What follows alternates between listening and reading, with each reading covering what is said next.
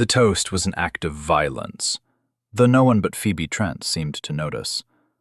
Her aunt, Honora Crane, raised a crystal glass filled with claret, the candlelight turning the wine to liquid ruby. "To the continued prosperity of our neighbors," she said, her voice a silken weapon aimed across the dining table at the empty chair. The chair that should have been occupied by the master of Sorrel Down, Phoebe's late father.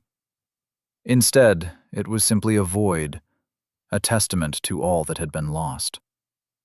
The small gathering of local gentry murmured their assent, their faces bland masks of polite society. They saw a grieving sister toasting the county. Phoebe saw a vulture picking at the bones of a legacy. Sorrel Down was not prospering.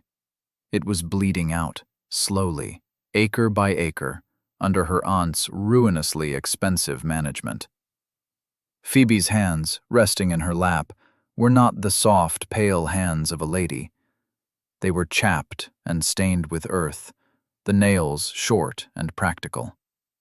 She had spent the day resetting the stone wall at the edge of the north pasture, a task the hired man had declared impossible. She had done it anyway. Her aunt called it an unseemly hobby. Phoebe called it survival. She did not raise her glass. She kept her eyes on her plate, on the meager portion of mutton her aunt's cook had been permitted to serve from their own dwindling flocks. The toast was a lie, and Phoebe had no currency for lies. That was how the Duke found her the next morning, not in a parlor with embroidery, but on her knees in the thin, acidic soil of the east acreage, a parcel of land everyone had given up on. A cold spring rain had begun to fall, plastering strands of her simple brown hair to her cheeks. She was working a mixture of crushed eggshell and wood ash into the earth, her movements economical and precise, her mind a quiet ledger of pH levels and nutrient deficiencies. She was so absorbed, she did not hear the horses until they were nearly upon her. Two magnificent black geldings, their coats gleaming with health and expensive grooming, and on their backs, two men who radiated an authority that made the very air feel thinner. The foremost rider was tall and severe, his face a collection of harsh, handsome planes. He wore no frivolous adornment, only a perfectly cut riding coat of dark gray wool that seemed to absorb the light. This had to be him. Gideon Devereux, the new Duke of Kestrel Chase, the vast, predatory estate that bordered their failing farm. He was a man spoken of in whispers in the town of Marley, a war hero, a widower, a recluse who had inherited the title and its lands only a year prior and had been setting them to order with brutal efficiency. His companion was slighter, a man with the pinched face of a lawyer or a factor. The Duke's gaze swept over the crooked fences of Sorrel Down, the sagging roof of the distant barn, and finally settled on her. It was a look of profound, arctic disapproval.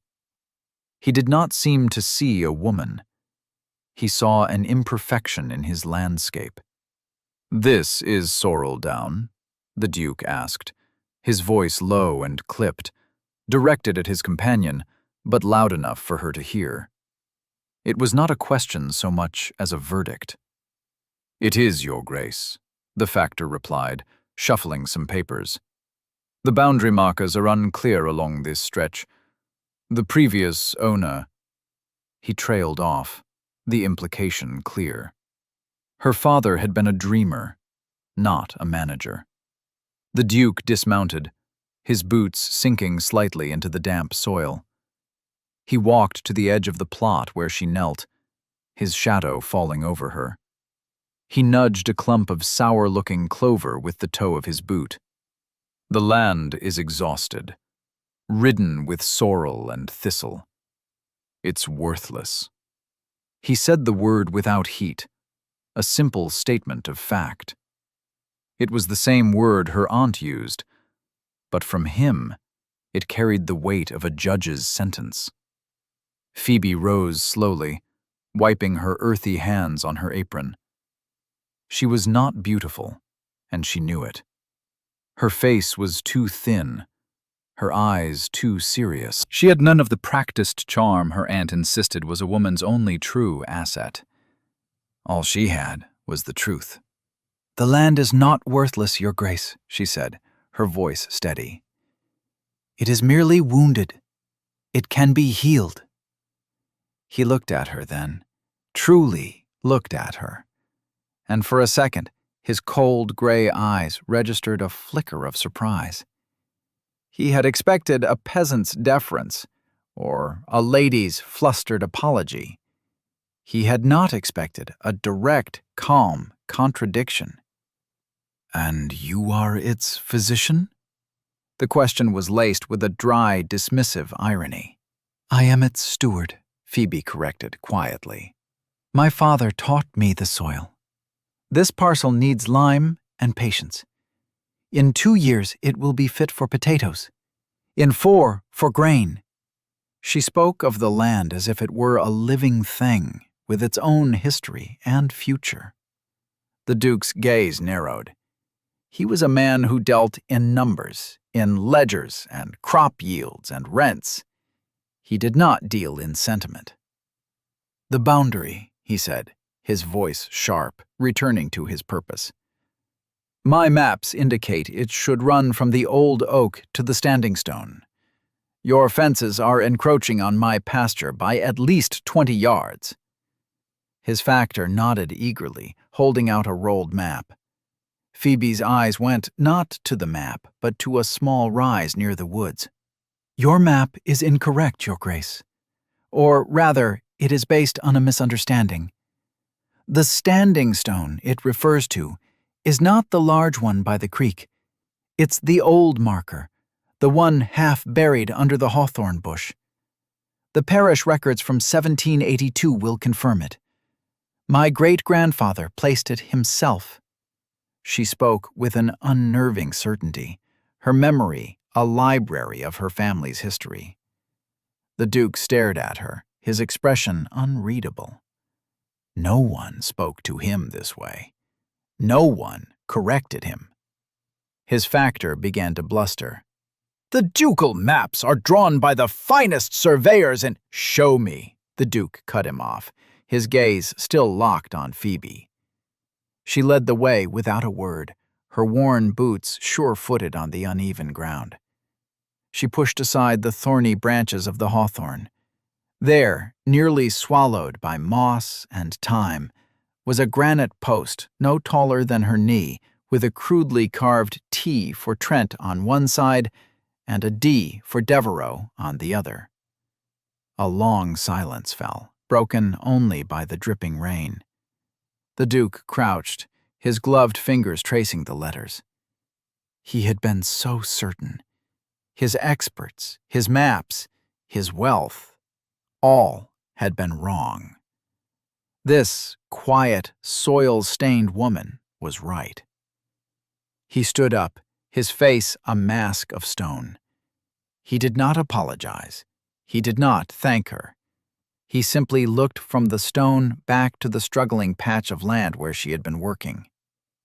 "You are wasting your time," he said, the words flat and final.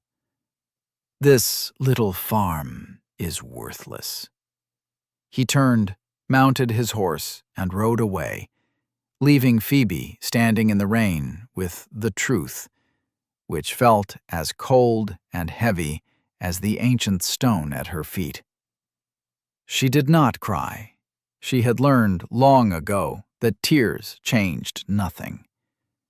She went back to her work, her hands sinking into the wounded earth, her resolve hardening into something that felt dangerously like hope.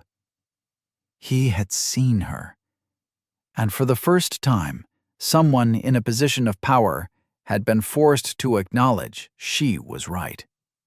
The Duke's pronouncement echoed in the halls of Sorrel Down for weeks, amplified by Aunt Honora into a chorus of failure.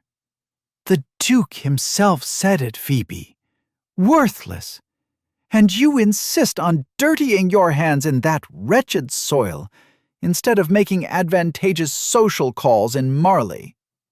Honora paced the faded floral carpet of the morning room, her gestures sharp and theatrical. "Percival Garrick expressed an interest in calling, a man of considerable means, and you were nowhere to be found. You were, I'm told, digging a ditch." "Drainage, Aunt," Phoebe said calmly, mending a tear in one of her father's old linen work shirts. The needle moved with steady precision. "The lower meadow floods. Mr. Garrick is welcome to call, but the ditch will not wait for his convenience." Honora let out an exasperated sigh. "You do not understand how the world works. Men like the Duke, men like Mr. Garrick, they are the world. Their opinion is currency, and you, my dear, are destitute." Phoebe bit back the reply that their destitution was due to her aunt's gambling debts and lavish spending, not the farm's failings. An argument was pointless. It was a waste of energy she needed for the fields. Instead, she focused on her work, a quiet rebellion waged with seeds and spades. She planted a kitchen garden with the hardiest vegetables she could cultivate: cabbages, leeks, turnips, and a particularly resilient strain of climbing bean her mother had nurtured. She tended to the small, neglected orchard, pruning the old apple trees with a careful hand. One tree in particular, a gnarled specimen her father had called the Winter Queen, produced small, hard, unpromising fruit, but she remembered him saying it was impervious to the rot that plagued other varieties. She banked its roots with mulch and spoke to it as if it were an old friend. Meanwhile, a shadow was falling over the county. It began as a rumor, a whisper among farmhands of a strange rust on the wheat in the southern parishes. Then it became a reality. A blight, aggressive and unfamiliar, was sweeping through the fields. It withered potato leaves, turned wheat stalks black, and left a foul, decaying smell in its wake. The tenant farmers on the Duke's vast estate were the first to be hit hard. Kestrel Chase, for all its grandeur and wealth, was just as vulnerable as the smallest croft. Gideon Devereux acted with the same cold efficiency he applied to everything. He brought in experts from London, men with scientific instruments and grand theories. They prescribed chemical treatments and crop rotation schedules, but the blight only spread, seeming to mock their modern methods. One afternoon, Phoebe was in the high meadow, checking on her small flock of sheep, when she saw him again. He was alone this time, riding the fence line between their properties. He wasn't inspecting the boundary. He was staring at his own fields. A vast expanse of wheat, which should have been a sea of green and gold, was streaked with ugly patches of black decay. The wind carried the faint, sickly sweet smell of rot. He looked like a general surveying a lost battle. He saw her watching and, to her surprise, rode towards her. He stopped his horse a few feet away, his face etched with a tension that hadn't been there before. "Your fields," he stated, his voice devoid of pleasantry. "They seem unaffected." It was true. The blight had crept to the very edge of Sorrel Down, lapping at its borders like a tide, but it had not crossed. Her wheat, a small but healthy plot, stood green and tall. Her potato patch was thriving. "I use a 5-year rotation," Phoebe said simply. "And I don't plant in monocultures. The bean field separates the wheat from the potatoes, and I treat my seed with a weak lye solution before planting. It's an old method." He stared at her, his mind clearly processing this information. The London experts had dismissed such practices as folk remedies. "Lye," he repeated, the word sounding strange in his mouth. My father kept meticulous journals, Phoebe added, feeling an uncharacteristic urge to explain. For 30 years he recorded everything: the weather, the soil conditions, the pests. He noted that this type of blight appears every 15 to 20 years, always after a mild winter followed by a wet spring. He found that the lye and planting rows of rosemary and lavender at the field edges seemed to deter it. Gideon was silent for a long moment, his gaze fixed on the healthy green of her farm and the sickening black of his own. He was a man who believed in evidence, and the evidence was right in front of him. His modern, expensive, expert-approved methods had failed. This woman's inherited, handwritten knowledge had succeeded. "I will pay you for your father's journals," he said at last. It was not a request. It was a business proposition. Phoebe felt a sudden, sharp pang of possessiveness. Those journals were her last real connection to her father, the repository of his wisdom and his love for this land. They were not for sale. "No," she said. His jaw tightened. He was not used to being refused. "I will pay you double their value." "They have no monetary value, Your Grace, and to me, they are priceless." Another silence stretched between them. He was assessing her, his sharp eyes taking in the mended shirt, the determined set of her chin. He was a man accustomed to buying whatever he needed. He was discovering that she was not a commodity. "Then consult," he said, the word clipped. "I will pay you for your time. Come to Kestrel Chase. Advise my estate manager. Tell him what you know." This was different. This was not a demand to possess her heritage, but a request for her expertise. It was a chance to earn money, real money that Honora couldn't immediately intercept. Money that could buy seed for next year, timber to repair the barn, perhaps even a new coat for winter. It was also an admission, a tacit acknowledgement that her worthless little farm held a secret that his grand estate desperately needed. "I will need access to your fields," she said, her tone as businesslike as his. "And your manager will have to listen to what I say." "He will listen," Gideon said, a glint of iron in his eyes, "or he will be replaced." And with that, their reluctant alliance was formed, an alliance born not of friendship or attraction, but of desperation and competence, forged over a line of blighted wheat under a gray sky. As he rode away, Phoebe allowed herself a small, grim smile. The Duke had not asked for her help. He had been forced to bargain for it. And Phoebe Trent, for the first time in a very long time, felt the solid ground of leverage beneath her feet. The gates of Kestrel Chase were wrought iron and impossibly grand, topped with the snarling griffins of the Devereux crest. They swung open for Phoebe's modest pony and trap with a well-oiled silence that spoke of immense wealth.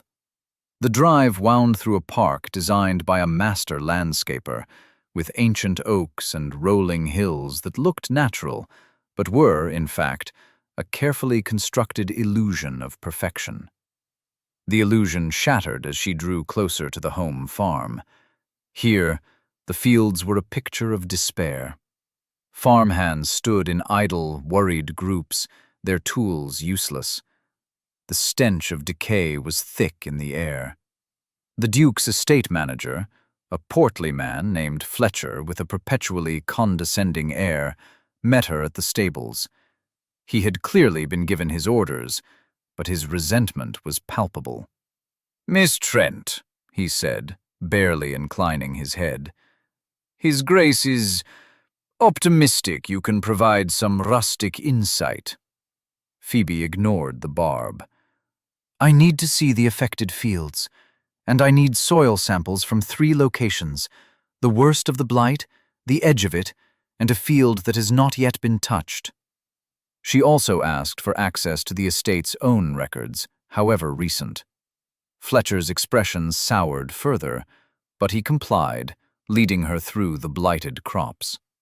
She moved with a quiet purpose that unnerved him, crumbling the soil between her fingers, smelling it, examining the blackened stalks with a small magnifying glass she produced from her pocket.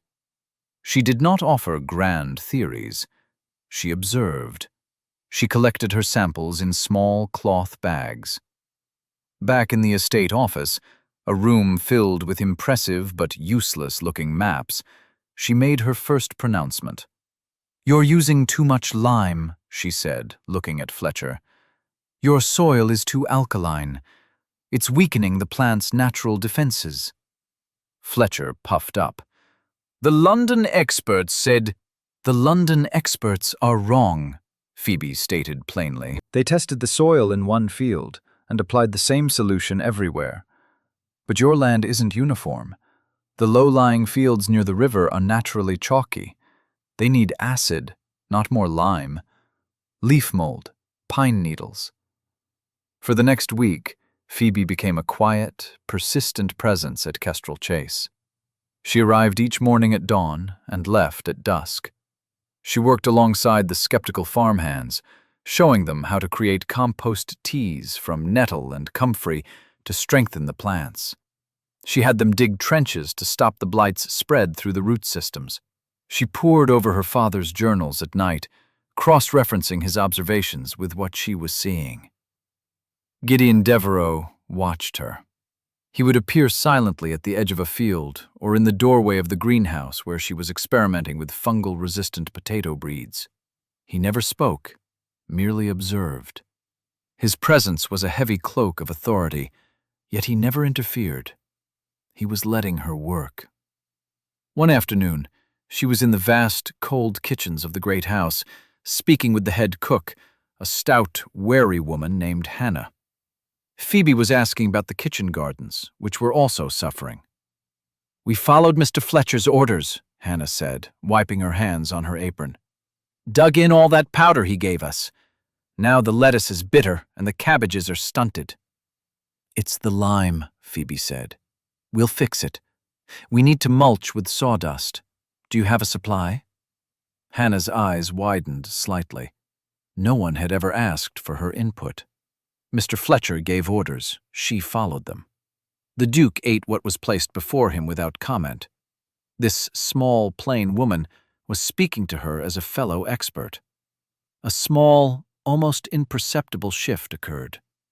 "The old Duke, His Grace's father, he used to keep pigeons," Hannah offered, her voice lowering conspiratorially.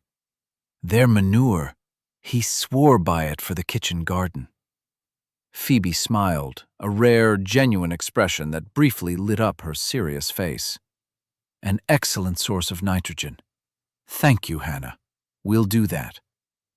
From that day on, Phoebe had an ally in the house. Hannah would ensure a hot cup of tea was waiting for her when she came in from the cold, or a slice of seed cake wrapped in wax paper to take with her. It was a small thing, but it was the first kindness Phoebe had been shown in a very long time. The great house itself began a slow, quiet transformation. Phoebe, finding the formal rooms cold and sterile, asked permission to bring in cuttings from the hardier plants in the gardens. Soon, small pots of rosemary and lavender appeared on windowsills, their scent cutting through the musty smell of disuse. A vase of resilient, late-blooming roses graced the hall table. They were simple touches, but they were signs of life. Kestrel Chase had been a place of silent, orderly grief since the old Duchess's death 5 years prior. The Duke had sealed it, and himself, in a kind of amber. Now, something was stirring. One evening, as a storm rolled in, the Duke found her in the library. She was poring over one of his agricultural texts, her brow furrowed in concentration. Rain lashed against the tall, arched windows. He had been standing in the shadows watching her for several minutes before he spoke. "You work as if you were at war, Miss Trent." Phoebe looked up, unsurprised by his sudden appearance. "It is a kind of war," she said. against ignorance, against decay. He moved further into the light of the fire, and for the first time, she saw the profound weariness in his eyes. This wasn't the arrogant duke from their first meeting. This was a man carrying a heavy, invisible burden. "My wife," he said, his voice suddenly raw, "loved the gardens here. After she died, I couldn't bear to see them. I let them go. I let everything go. I thought efficiency and profit could replace what was lost. I was wrong." It was an astonishing confession, a glimpse behind the iron mask of his control. He was looking at her with an expression she couldn't quite name. It was not pity. It was something harder and more respectful. It was recognition. "Nothing can replace what is lost," Phoebe said softly, her own grief for her parents a constant, quiet ache in her heart. "But you can build something new alongside it. You can bring the land back. It will remember." He looked from her face to the small pot of rosemary on the table beside her, its green fragrance a small, defiant note of life in the grand, somber room. He did not say anything else, but as he turned to leave, she heard him murmur a single word, so quietly she almost thought she'd imagined it. "Phoebe." It was the first time he had used her given name. The sound of it in that quiet, lonely room was as startling and transformative as the first green shoot pushing through a winter-hardened field. Phoebe's growing influence at Kestrel Chase did not go unnoticed. In the small, gossiping world of Marley society, it was a source of intense speculation.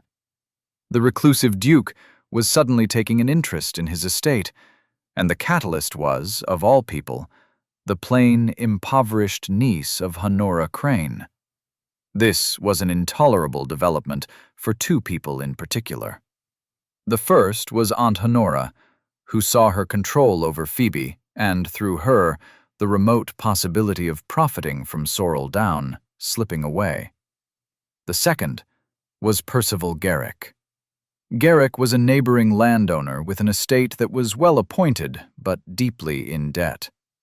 His primary asset was his charm, which he deployed with strategic precision. He had long considered the Duke a potential source of patronage, or perhaps even a buyer for his over-mortgaged lands. He had been paying court to Honora, seeing her as a stepping stone into that world. Now, the unglamorous Phoebe had bypassed them both, walking through the front gates of Kestrel Chase as a paid consultant. Garrick saw his opportunity narrowing. His visits to Sorrel Down became more frequent, his manner with Phoebe a cloying mix of condescension and flirtation. "My dear Phoebe," he said one afternoon, finding her in the apple orchard, "I hear you are playing the farm manager for His Grace. A charming little rustic fantasy, but you must be careful. Men like the Duke are easily bored." "I am not playing, Mr. Garrick. I am working," Phoebe replied, not bothering to look up from the branch she was inspecting for canker. "Indeed, and I'm sure your efforts are appreciated, but the county is beginning to talk. They say you are using strange, unproven methods. Some of the more superstitious tenants are even whispering about witchcraft." The accusation was absurd, but it was also dangerous. In the countryside, reputation was everything. A woman living without the protection of a husband or father was vulnerable, and a whisper of something strange or unnatural could curdle into open hostility.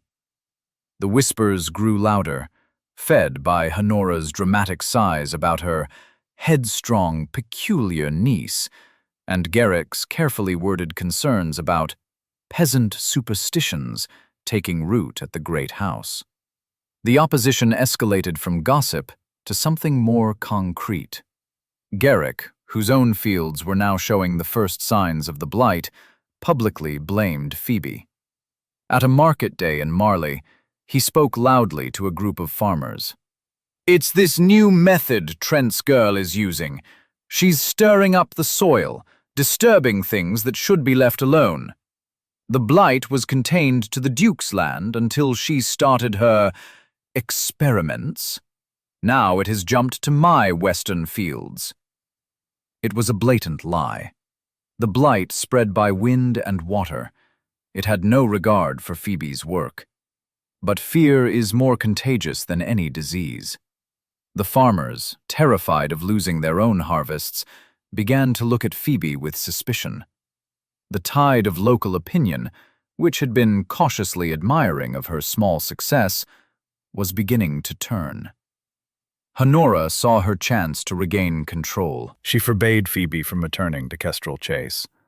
"You are bringing shame upon this family," she declared, her voice trembling with manufactured outrage. "The Duke is a powerful man, but he cannot protect you from the scorn of the entire county. You will cease this foolishness at once." For the first time, Phoebe openly defied her. "I will not," she said, her voice quiet but unyielding. "I have a contract with the Duke. I am earning money that is keeping this farm from being sold out from under us.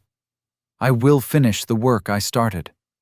The finality in her tone shocked Honora into silence. Phoebe had always been pliant, enduring her aunt's tyranny with a frustrating, unbreakable composure. This was new. This was a woman who had discovered her own value. The true attack came a week later. It was carefully planned and devastatingly effective. A delegation, led by a grim-faced Percival Garrick and a tearful Honora Crane, arrived at Kestrel Chase. They requested an immediate audience with the Duke. They were shown into his study, a severe room of dark wood and leather. Phoebe was summoned from the greenhouse.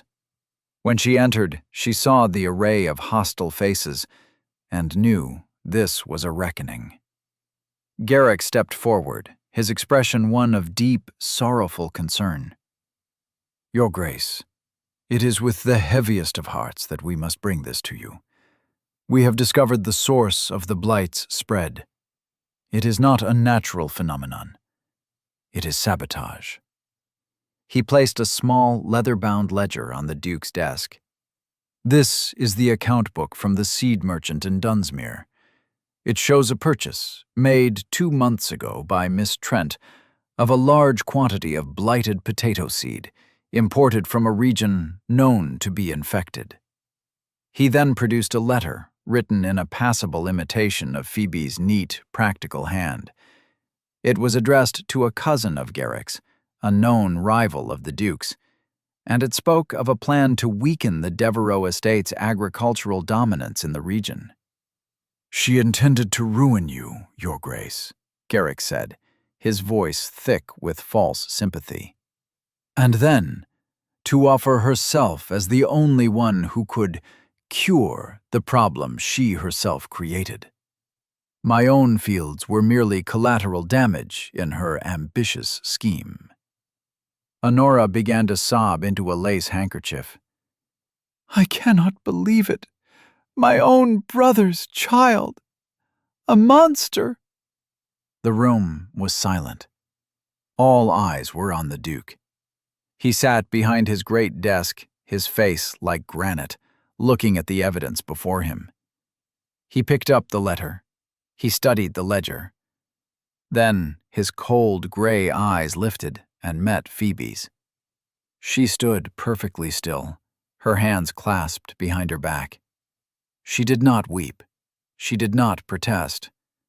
Her heart was hammering against her ribs, a frantic bird trapped in a cage of bone. But her expression was calm. This was the moment, the crisis. He had seen her competence, her honesty, her quiet dignity. But here was paper, ink, and numbers, the language of his world, all screaming that she was a liar and a saboteur. He could believe the evidence of his eyes, or the evidence on his desk. The trust between them, so new and fragile, was being stretched to its breaking point. Gideon Devereaux looked from the forged letter to Phoebe's face. He saw no fear, no guilt, only a profound, waiting stillness. He had spent his life judging men, on the battlefield, in the halls of Parliament, across boardroom tables. He had learned to trust the small signs, the flicker of an eye, the tremor in a hand, the subtle cadence of a lie. He saw none of them in her. He placed the letter and the ledger to one side of his desk, a gesture of quiet dismissal. He then directed his full attention to Phoebe, his voice cutting through the tense silence. "Miss Trent, did you purchase blighted seed from the merchant in Dunsmuir?"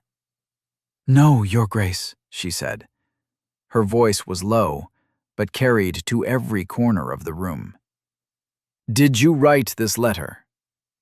"No, Your Grace. It is not my handwriting, though it is a clever imitation." The loop on the T is incorrect. Her answer was so precise, so devoid of emotion, that it was more powerful than any tearful denial. She was not pleading for his belief. She was providing him with facts. Garrick scoffed. "A desperate denial. The evidence is plain." The Duke's gaze did not leave Phoebe. "How can you be certain?" he asked, a genuine question. "Because," Phoebe said, taking a small step forward, "I do not purchase seed from the merchant in Dunsmuir. I have not done so for 3 years. He gives short weight, and his stock is unreliable. I buy my seed directly from a farm in Saltcliffe, a woman named Mrs. Ellery. My account book, which my aunt has conveniently not produced, will show the payments. Furthermore," she continued, her confidence growing as she spoke on the solid ground of her own expertise, "the blight affecting your lands and Mr. Garrick's is a fungal rust that attacks the leaves and stalks. The imported blight from the continent is a tuber rot. They are entirely different diseases. Any competent botanist could tell you so in 5 minutes." A murmur rippled through the room. She was not just denying the accusation, she was dissecting it with the sharp scalpel of her knowledge. The Duke's expression remained unreadable, but a muscle twitched in his jaw. He had made his decision. He would trust the woman he had watched bring life back to his land over the flimsy, theatrical evidence presented by a man he had long suspected of being a fool. "Mr. Garrick," Gideon said, his voice dangerously quiet, "you claim your western fields were infected only after Miss Trent began her work here." "That is correct, Your Grace. A direct correlation," Garrick affirmed, puffing out his chest. "And yet," the Duke continued, pulling a document from a drawer in his desk, "this is a report from my own estate manager, dated 1 week before Miss Trent first set foot on Kestrel Chase. It notes a strange blackening on the wheat in your western field, visible from our ridge. He feared it was the blight spreading. It seems you had the sickness on your land before you ever thought to blame it on another." Garrick's face went pale. The color drained from it as if a tap had been opened. He began to stammer. "A mistake, a misidentification." "I think not," the Duke said, his voice like chipping ice. He stood up, a towering, formidable figure. "I think you saw an opportunity. You saw your own incompetence leading you to ruin, and you tried to lay the blame on a woman you believed to be defenseless. You conspired with her guardian." He gave Honora a look of such contempt that she visibly flinched. "To create a fabrication, hoping to discredit her and curry favor with me."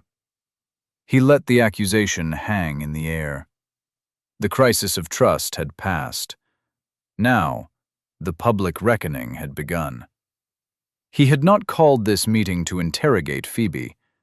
He had called it to expose them. He had known, from the moment Garrick had requested the audience, that it was a trap. He had simply allowed them to walk into it. He strode to the bell pull and gave it a sharp tug. A moment later, the door opened, and a formidable-looking woman in a severe black dress entered. Phoebe recognized her as Theodosia Jardine, a sharp-tongued widow who served as the local magistrate and was respected and feared throughout the county for her unyielding commitment to justice. "Mrs. Jardine," the Duke said with a nod, "thank you for attending. We have a matter of forgery and slander to discuss." Mrs. Jardine's keen eyes swept the room, taking in Garrick's terrified face, Honora's theatrical collapse into a chair, and Phoebe's quiet, composed stillness. "So I had gathered, Your Grace," she said, her voice as dry as autumn leaves. "I took the liberty of speaking with the seed merchant in Dunsmuir on my way here. A most talkative fellow. He confirmed Miss Trent has not traded with him in years. He did, however, recall a recent purchase of his cheapest, lowest-grade seed by Mr. Garrick." The trap was sprung. Garrick was caught. But the Duke was not finished. He had one more piece of evidence. He rang the bell again. This time it was Hannah, the cook, who entered, her face set and resolute. She curtsied to the Duke. "Hannah," he said gently, "please tell Mrs. Jardine what you told me this morning." The cook took a deep breath. "It was last week, ma'am," she began, her voice steady. "Mrs. Crane came to call, said she was here to see her niece, but Miss Phoebe was in the fields, so Mrs. Crane waited in the morning room with Mr. Garrick, who arrived just after. I was polishing the silver in the pantry, and the door was ajar. I heard them talking, whispering. Mr. Garrick said that the Duke was a fool for trusting a dirt-scratcher, and that they needed to provide him with proof she was a fraud. Mrs. Crane, she said she had some of her niece's old letters, and that Mr. Garrick's clerk was clever at copying a hand. It was the final nail in the coffin. A loyal servant's testimony, delivered plainly and without malice. Honora Crane let out a small shriek and promptly fainted, though Phoebe suspected the swoon was more strategy than distress. Percival Garrick stood frozen, his social charm stripped away to reveal the panicked, desperate man beneath. Mrs. Jardine looked at him with profound distaste. "Mr. Garrick, you have slandered an innocent woman, forged documents, and attempted to defraud His Grace. The consequences for this will be severe. I suggest you find a very good lawyer, though I doubt one will take your case." Her pronouncement was a death sentence for his reputation. He would be ruined, ostracized, a pariah in the very society he had tried so desperately to manipulate. He stared at Phoebe, his eyes filled with a venomous hatred. He had underestimated her. They all had. They saw a poor, plain relation, a creature of dirt and toil. They had not seen the quiet strength, the unshakable integrity that was as deep and as solid as the bedrock beneath Sorrel Down. He turned and stumbled from the room, a broken man. The other local gentry, who had come to witness a humiliation, now averted their eyes and shuffled out, eager to distance themselves from the debacle. Soon, only the Duke, Phoebe, Mrs. Jardine, and the still feigning Honora remained. Mrs. Jardine walked over to Phoebe. "You have conducted yourself with admirable dignity, Miss Trent," she said, a rare note of warmth in her voice. "Your father would be proud." With a final, withering glance at Honora, the magistrate departed, leaving justice to take its course. The great study at Kestrel Chase was silent now, save for the crackle of the fire and the sound of the Duke's steady breathing. Honora Crane had been revived and dismissed, sent home in a carriage with a single, cold statement from the Duke that their financial and familial arrangements would be reviewed. She was no longer Phoebe's problem. Phoebe stood by the window, looking out at the gardens she had helped bring back to life. The first hint of autumn was in the air, a crispness that promised a harvest. Her vindication felt less like a victory and more like the end of a long, exhausting storm. The quiet that followed was almost unnerving. She had been proven right. Her name was cleared, but she felt strangely adrift. "She will not trouble you again," Gideon said, his voice coming from directly behind her. He had moved with a startling silence. "I will see to it that Sorrel Down's debts are settled, and the property is put into a trust under your sole control." It was an act of immense generosity, a restitution for the harm his world had inflicted upon her. But it also felt like a dismissal, a settling of accounts before a final parting. "Thank you, Your Grace," she said, her voice formal. "You have been more than fair." "No," he said, and his voice was closer now, lower. "I have not. I doubted you.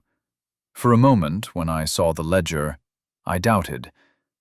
I chose to trust my judgment of your character, but the fact that I hesitated at all is a failure I will not forgive myself for." She turned to face him. He stood so close she could see the flecks of silver in his gray eyes, the lines of exhaustion and grief that his ducal mask usually concealed. All the barriers between them, of rank, of wealth, of circumstance, seemed to have dissolved in the crucible of the afternoon's events. "You are a man who prizes evidence," she said softly. "The evidence was designed to deceive you. It is no failure to have considered it." "The only evidence that has ever mattered," he said, his gaze intense, "is you. Your honesty, your competence. The way you look at the land not as something to be conquered, but something to be understood. You did not just save my harvest, Phoebe. You have reminded this house and its master how to live." He reached out and took her hand. Her small, work-roughened hand was engulfed in his. It was the first time they had touched.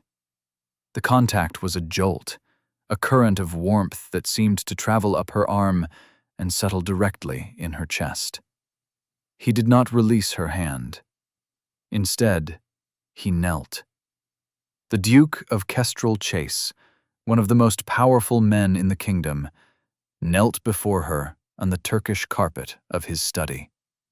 It was a gesture so profound, so unexpected, that it stole the breath from her lungs.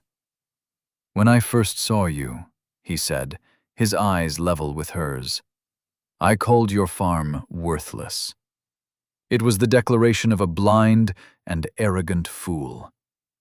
Your farm is the most valuable piece of land in this county, because it has you.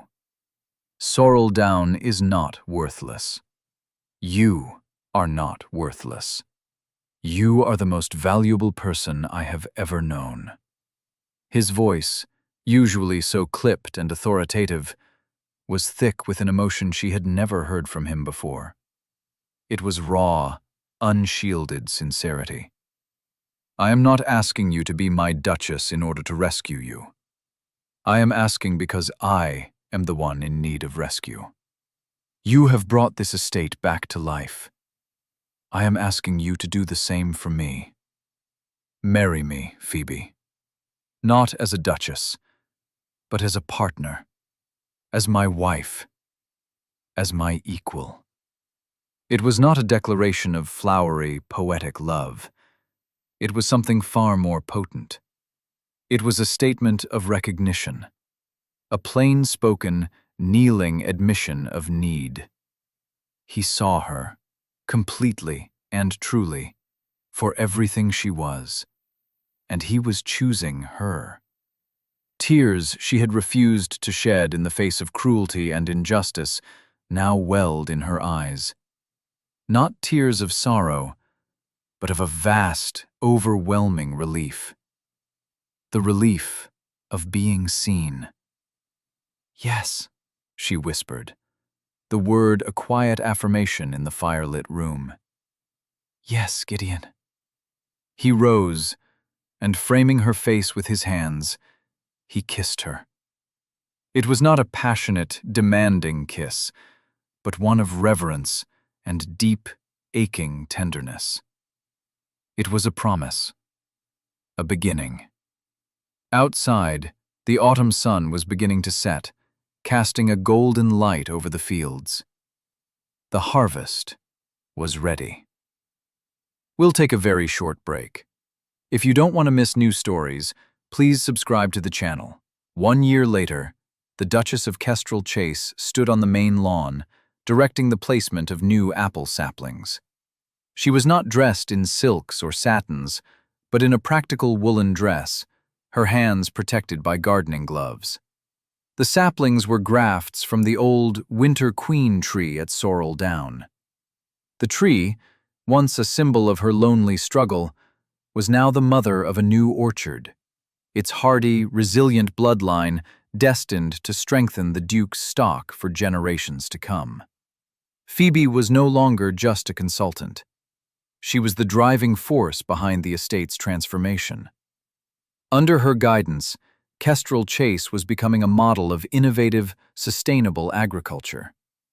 The tenant farmers, who had once eyed her with suspicion, now sought her advice on crop rotation and soil health. The estate was not just solvent, it was turning a profit for the first time in a decade. Gideon came to stand beside her, placing a hand on the small of her back. The gesture was easy, familiar. The quiet, comfortable silence between them was their preferred language. He was no longer the cold, severe man she had first met. The grief he carried was still a part of him, but it no longer defined him. His smiles were rare, but they were genuine, and they were reserved almost exclusively for her.